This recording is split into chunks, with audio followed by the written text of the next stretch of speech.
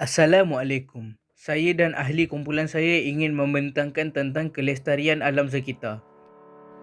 Kebakaran hutan, plastik laut, pembebasan asap industri. Zaharal fasadu fil barri wal bahri bima kasabat aydin nasi liyudhiqahum ba'dalladhi amilu la'allahum yarji'un. Telah timbul berbagai kerosakan dan bala bencana di darat dan di laut dengan sebab apa yang telah dilakukan oleh tangan manusia. Timbulnya berbagai kerosakan dan bala bencana kerana Allah hendak merasakan mereka sebahagian daripada balasan perbuatan-perbuatan buruk yang telah mereka lakukan supaya mereka kembali insaf dan bertaubat. Surah Ar-Rum ayat 41. Definisi kelestarian alam sekitar. Kelestarian alam sekitar bermaksud keadaan alam yang kekal sama tanpa mengalami masalah kekurangan atau penurunan sumber semula jadi dan kualiti alam sekitar yang terjamin untuk satu tempoh masa yang panjang. Kelestarian alam sekitar memastikan keperluan masa ini dipenuhi tanpa menjejaskan keperluan generasi akan datang. Kesejahteraan alam sekitar akan terganggu jika kelestarian diabaikan. Pertambahan populasi manusia telah menimbulkan konflik antara keperluan untuk memenuhi kehendak manusia dengan keperluan untuk memelihara alam sekitar. Perubahan iklim dan pemanasan global. Yang pertama, perubahan iklim ialah perubahan suhu bumi, taburan hujan dan perubahan angin secara drastik. Perubahan ini dikaitkan dengan fenomena kesan rumah hijau. Yang kedua, raja di bawah menunjukkan bagaimana kesan rumah hijau berlaku.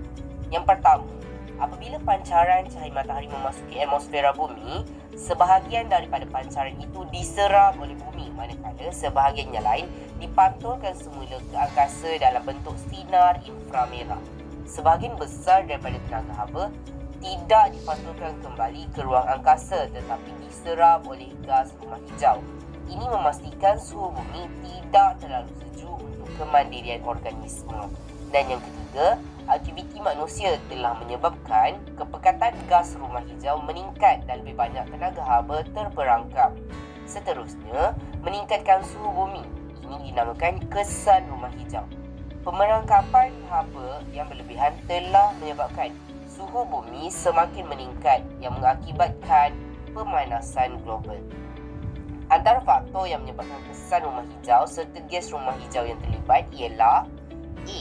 Pembakaran bahan api fosil, contohnya arang batu dan petroleum, oleh stesen jadukuasa elektrik, exhaust kenderaan bermotor dan aktiviti perindustrian membebaskan gas karbon dioksida dan nitrogen oksida. B. Aktiviti penyahutanan, pembalakan dan pembakaran sampah sarap secara terbuka meningkatkan gas karbon dioksida. C. Aktiviti penternakan membebaskan gas metana. Dan D. Aktiviti baja bernitrogen dalam aktiviti pertanian membebaskan gas nitrogen oksida. E. Menggunakan bahan aerosol, bekas polisterin serta bahan penyejuk seperti penyaman udara dan peti sejuk membebaskan gas klorofluorokarbon. Seterusnya ialah penyahutanan dan kehilangan biodiversiti. Hutan raja tropika merupakan ekosistem tertua di bumi. Kebanyakan spesies di wilayah ini merupakan sumber makanan, ubatan dan bahan keperluan bagi manusia. Hutan raja tropika merupakan kawasan tanah air kerana menyerap sebahagian besar air hujan. Ia juga merupakan kawasan tadan karbon bumi kerana menyerap sejumlah besar karbon dioksida semasa fotosintesis.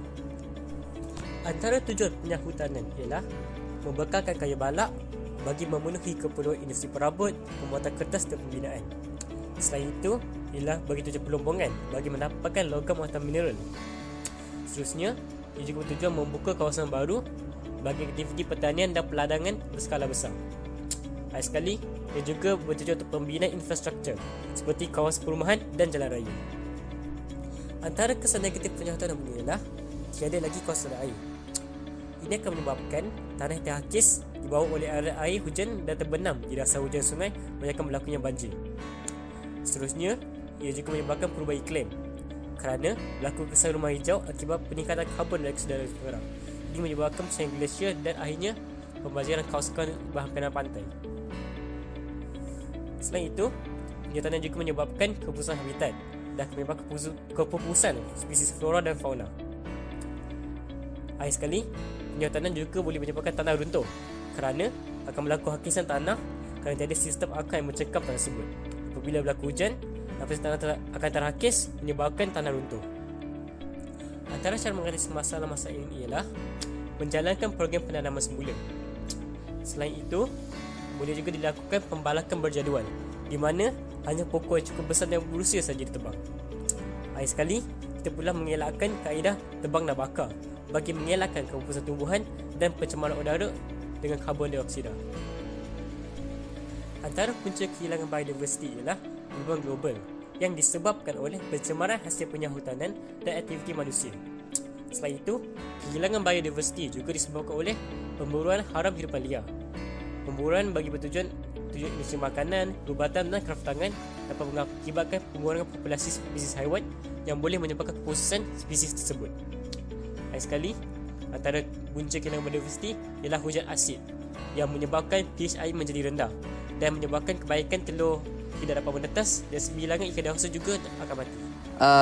Kemudian, eutrofikasi merupakan proses sesuatu ekosistem air menjadi kaya dengan nutrien yang menyebabkan perubahan struktur ekosistem tersebut. So, eutrofikasi ni adalah satu proses dalam sesuatu ekosistem air yang menjadikan ekosistem tersebut kaya dengan nutrien. Apabila ekosistem tersebut kaya dengan nutrien, akan menyebabkan perubahan struktur berlaku terhadap ekosistem tersebut.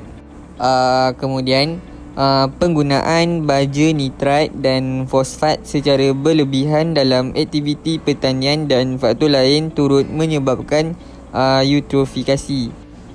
Seterusnya, kita akan tengok bagaimana proses eutrofikasi berlaku. Proses yang pertama, lebihan sisa nitrat dan fosfat dialirkan oleh air hujan ke dalam tasik dan sungai. Maksud dia kat sini, kan petani kan, dia letak baja pada tumbuhan dan baja tersebut mestilah dia mengandungi nitrat dengan fosfat kan. Dan pada masa yang sama juga, hari tersebut berlakunya hujan, dan air daripada hujan tersebut akan membawa lebihan sisa-sisa nitrat dan fosfat daripada baja tersebut ke dalam tasik dan sungai. Dan peningkatan nitrat dan fosfat merangsang pertumbuhan alga dengan pesat sehingga menutup permukaan air. Yang kedua, keadaan ini disebut sebagai eutrofikasi. Keadaan ini mengurangkan penembusan cahaya matahari ke dalam air. Kurangnya penembusan cahaya matahari disebabkan oleh permukaan air yang dipenuhi oleh alga yang menghalang cahaya matahari daripada sampai ke dasar air. Oleh sebab itu, kadar fotosintesis oleh tumbuhan akuatik menjadi rendah dan kandungan oksigen terlarut di dalam air menjadi rendah. Hal ini menyebabkan tumbuhan dan haiwan akuatik mati. Semakin banyak alga dan organisma akuatik mati, semakin tinggi populasi bakteria pengurai. Yang terakhir, bakteria pengurai akan mengurai tumbuhan dan haiwan akuatik yang mati dengan kehadiran oksigen, menyebabkan pengurangan oksigen yang melampau di dalam air. Hal ini akan meningkatkan tahap keperluan oksigen biokimia atau Biochemical Oxygen Demand BOD.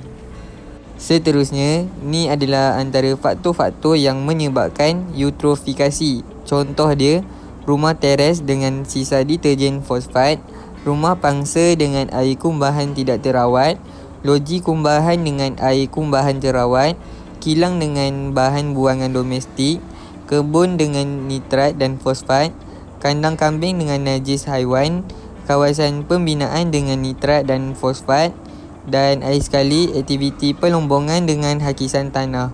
So, kesemua sisa ini akan masuk ke dalam air dan akan menyebabkan ekosistem tasik menjadi kaya dengan nutrien.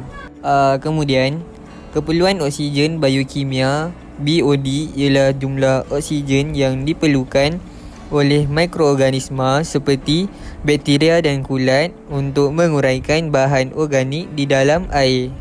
Seterusnya, tahap BOD yang tinggi menunjukkan bahawa kualiti sumber air tersebut rendah dan menandakan terdapat banyak bahan organik serta mikroorganisma pengurai di dalam air. So, kalau air tersebut kualitinya rendah atau senang kata air tersebut kotor, tahap BOD-nya adalah tinggi. Dan tahap BOD yang rendah pula menunjukkan kualiti air yang baik. Hal ini berlaku kerana kandungan oksigen terlarut adalah tinggi dan air tidak tercemar.